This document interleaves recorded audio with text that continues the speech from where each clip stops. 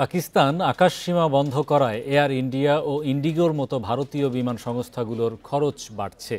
এতে ভারতের বিমান টিকিটের দাম বাড়বে বলে আশঙ্কা করা হচ্ছে। এ বিষয়ে প্রতিবেদন প্রকাশ করেছে আন্তর্জাতিক সংবাদ সংস্থা রয়টার্স। বান্ডেল থাকলে প্রতি সেনমানিতে টাকা বাঁচবে।